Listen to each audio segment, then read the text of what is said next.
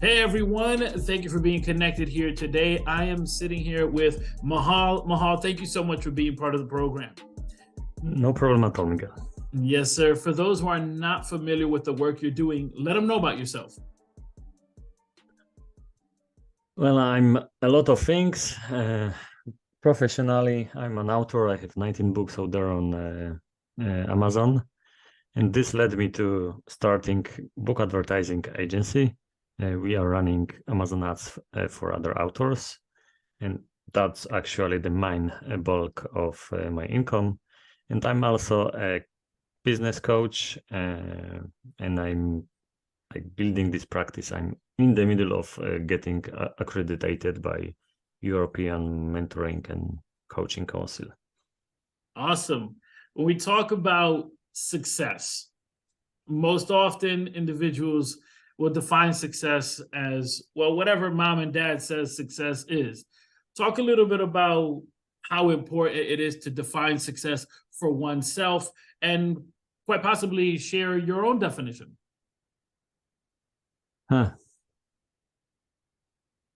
Like the only definition I'm really using is the one I borrowed from Jim Rohn, which is success is a few simple disciplines repeated over time. And like the process is a success, not just getting the dictionary definition says it is achievement of something. But then if you are not enjoying the process, well, you are miserable for a year to get 5-minute joy. I remember getting, when I was back in the day, when I was database administrator, certificate for Oracle administration. So I studied for about a year, just 10 minutes a day, but and I didn't like it at all. And then I got the certificate. I was elated. It was the first past exam, professional exam ever in my life. But the joy lasted like 5 minutes. That was all. So success is not found in the destination or in the conclusion of, but rather in that daily consistent movement towards the pursuit of something.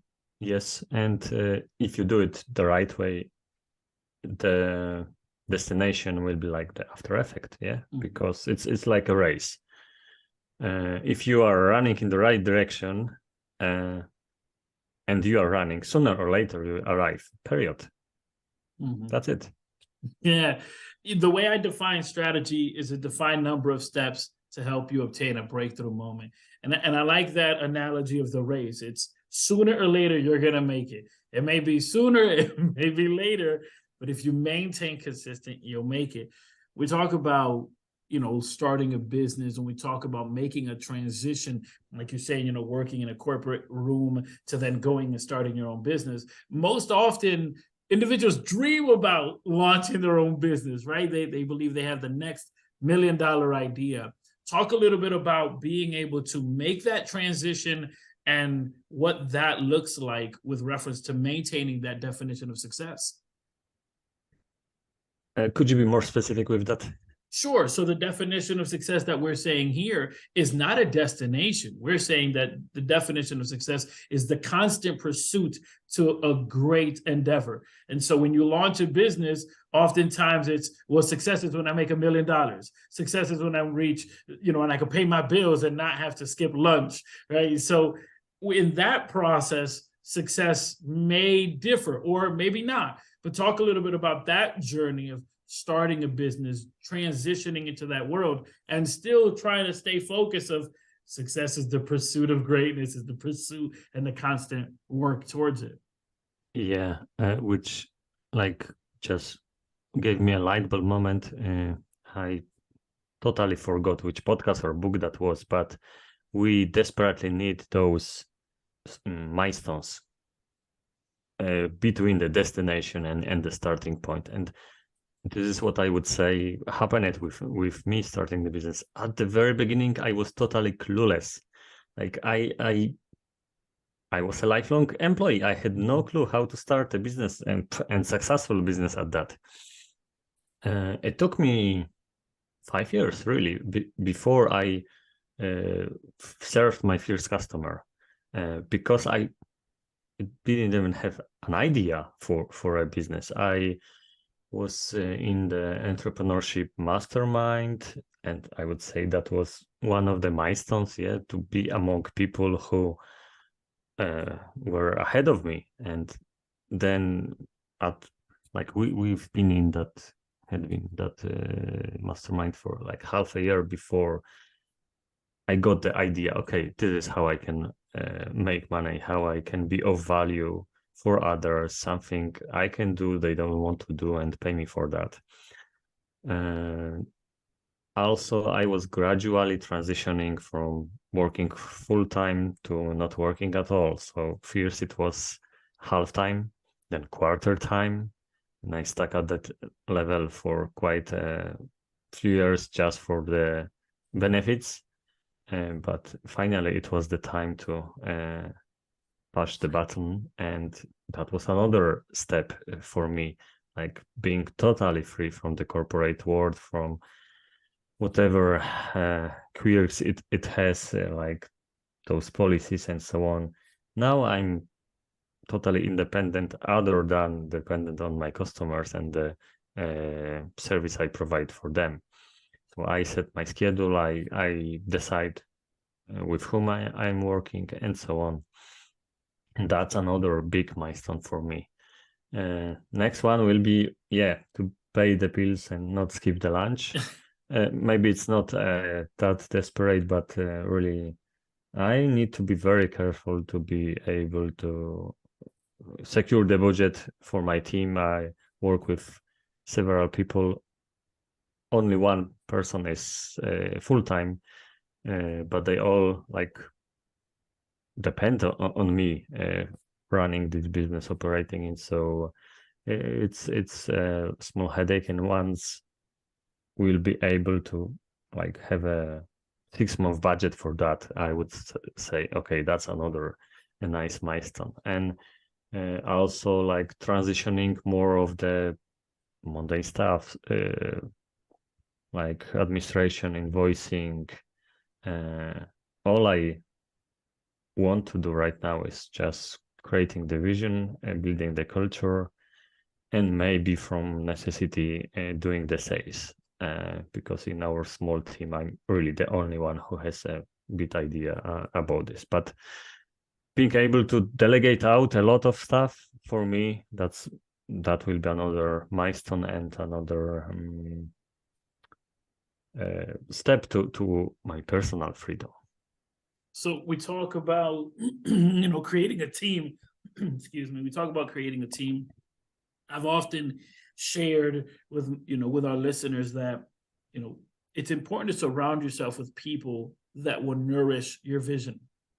And so as you look to build that team, and even early on in the stages that you find yourself, talk a bit about how important it is to have that quote unquote dream team, right? Those individuals that not only understand the vision that you're trying to pursue, but that can actually feed into that. It's crucial, and you need to start from yourself. Like you need to have a vision to be able to pursue it. Like, quite a few entrepreneurs, they start something because they feel like it, or okay, they saw the opportunity, but then like they are building a Frankenstein monster, patching it from here and that and whatever, whoever can arrive as client and so on. So it's important to have the vision to start with it, and then to cultivate it, really. Like getting the right people, I hire for the culture. Like I'm not looking for specific skills very much, like the basic digital acumen, because this is a remote work. That's a necessity. Good English, that's necessity. But other than that, I can train my people. I I'm hiring people for the culture. So if they can get on board with this vision, this is all I'm looking for. And then by cultivation, I mean, like, we have weekly meetings. Every week there is a team meeting, and always we are pointing back. Like, one of the question is how you see us living out our mission, vision, values, so they can connect the daily tasks with the overall vision and with the values we have in our business. So it's not just, this empty statement, which big corporate tend to do. No, it's something very much alive. This is how we operate. This is our everyday life. I like the analogy that you presented of this Frankenstein-like vision, right? It's like, I'll get a little bit of this, I'll get a little bit of that, and hopefully it's alive. So we talk about, the definition of success. We talk about that pursuit and being able to surround yourself with people that will actually nourish that vision. And like you said, not so much looking for people that can maybe provide XYZ service, but people that just believe in that vision. Because as you said, in the position of leadership, well, you can train just about anything to just about anyone. So for the individuals that start the new year, and even sometimes when people start a new job or transition, they either do goal setting, and we see this a lot in the new year where they do New Year's resolution, or they use one word. And this one word is supposed to anchor everything they do throughout the year. Do you, within the spectrum, where do you lie? Are you more with doing New Year's resolutions and writing out goals, or are you more of a one word type of person? Definitely more of a one word person, because, like, this one word, it's kind of your vision, or can be a trigger, a reminder of your vision. But just setting the goal, I'm struggle with, well, goal setting, it's easy, it's very easy. I can set million goals, but reaching them, it's so hard. But so many people are like super excited about goals and believers in. So yeah, I kind of do that, but I'm always, if I'm setting some goal, I'm always taking care of also finding a discipline, preferably daily action I can do to inch toward that goal. Because I know myself, if I don't do something regularly, I won't do anything. And then in 3 months or 1 year, I will look at my goal sheet and yeah, nothing much happened really. Mm-hmm. Yeah, I totally can agree with that. We talk about the one word, and you said you lean more on the side of that one word. What I would like to ask is, if you can encapsulate your life and your life's work into one word, what would that one word be? Progress. That's a powerful word. That's a powerful word. For those who are listening and want to get connected with you, how could they do so? It's great to be Polish guy in the English speaking world. Just type my name into Google and add anything, books, coaching, or advertising books, and something will pop up. My blog is expandbeyondyourself.com. Thank you so much for being part of the program. I really appreciate you.